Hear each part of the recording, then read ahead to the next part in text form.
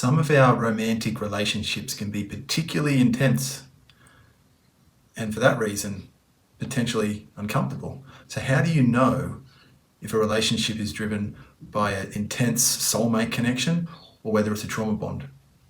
In today's video, we'll find out.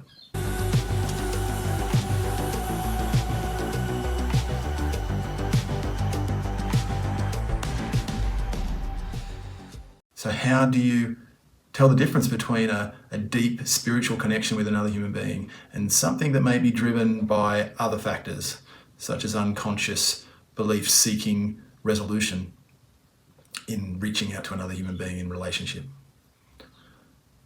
The intensity can certainly be quite high in both cases, although I would suggest that in trauma bonds, potentially more intense even. And so that emotional tone of feeling dramatic, addictive, intense can potentially feel like a soulmate connection, whereas soul connection, realistically should have a more grounded feel to it. Certainly not addictive. Nourishing and deep, but no sense of anxiety. So that's one way to start to tune into the difference, the emotional tone. And on a similar note, how your nervous system is responding in the relationship. If you feel like your nervous system is very dysregulated, agitated, there's anxiety, like I can't be away from this person, I can't breathe, I just want to spend all my time with them. Again, maybe not coming from a secure, grounded place, whereas a deeper soul connection should feel more regulated and safe, not anxious and agitated.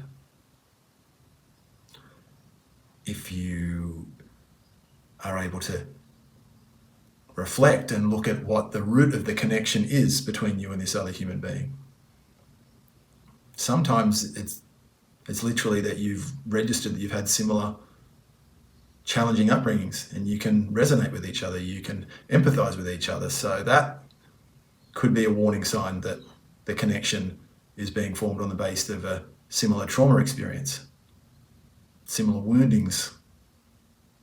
Another way to figure out which type of relationship you might be in is how conflicts are resolved. If there's this repeating pattern or repeating patterns within the dynamic between you and the other individual, there's a good chance that it's a trauma bond. Whereas if conflicts are resolved and improved upon and not necessarily repeated over and over again, a more stable soul-based connection could be at play. Also look at how the experience of love feels. Does it feel conditional at times, like you almost have to earn the love? Because that's certainly not the quality of a soulmate connection. If the love feels unconditional, spacious, accepting, that's more likely to come from a deeper, more grounded spiritual connection. And overall, when you can delve into what the purpose of the relationship is, and this isn't always easy to figure out early on, and it may only be clearer either further into the relationship or even after it's over, if it ends, is the purpose. Has the relationship been brought to you as a mirror for healing and revealing those unconscious patterns? Because that could very much be why it's been brought to you, to highlight them and for both of you to play off these triggering unconscious patterns as an opportunity to heal them. Now, that doesn't mean that that doesn't happen in spiritual connections as well, that as the relationship deepens and you are able to feel more comfortable within the connection, that the woundings can show up and be healed. But the difference being that the relationship allows a container for the healing to occur, not continuing reactivation of traumas without any sense of resolution. And so some questions to ask yourself to really try and figure this out, if you're really confused, is, do I feel safe being emotionally open and honest with this individual, fully, not having to hide anything? If the answer is yes, that's a good start. Can I also express my boundaries without any fear of any withdrawal of love or judgment? Is the love consistent? Or do I feel like I've got to earn it? Should never feel like love needs to be earned in a deeper spiritual partnership. And am I confusing intensity with connection? Some connections, or some relationships I should say, can feel very intense, and therefore there's an assumption that this is a deep spiritual connection. Not necessarily the case. And as I highlighted earlier, in a deeper spiritual connection, after the initial excitement, the experience is more likely to be grounded and comfortable, and there's an ease in which the relationship unfolds, not high spikes of emotionality like going up and down on a roller coaster. And if you're hearing all this and deciding maybe I'm in a trauma bonded situation rather than a deep spiritual connection, well, that's okay.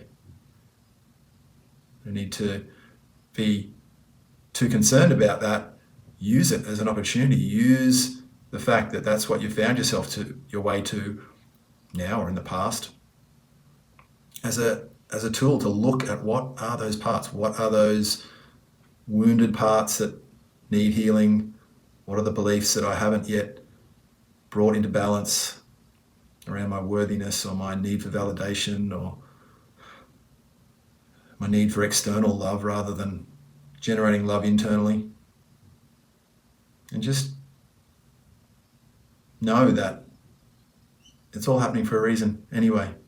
Perhaps your higher self was trying to get you to do the personal growth, the self-growth, the spiritual growth work in other ways before getting into a relationship, and you missed those signs. So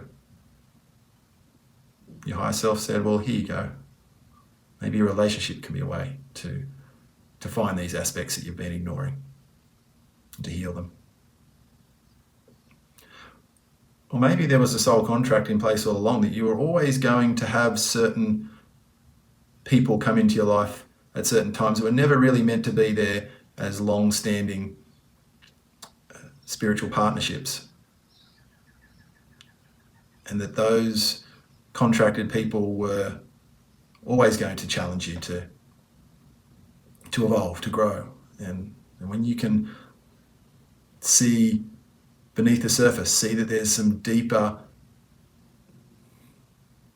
factors at play, that there's more going on than just the drama or the hurt, that there's parts of you calling out for love, calling out for attention, calling out to be brought into resonance, then you can get the maximum growth out of that experience. So the easy way to really figure out what kind of relationship you're in is that true love expands. It feels free, it feels peaceful and aligned with your soul. Yes, this concept that relationships need work has a level of truth to it. We all need to put effort into our relationships. But the concept that relationships are hard, and that's just how relationships are, I don't think that that's necessarily a truth that is worth buying into. I certainly don't subscribe to that. And remember that a relationship is always about growing with someone, not having someone complete you. So if there's any sense of need and another human being propping you up or being required to give your life meaning or purpose, then you're coming from a place of fear, not from love. So maybe one of the more powerful questions, or the most powerful questions to ask, is I love this person, but does the relationship love me back? And that will help you decide what kind of relationship you're in.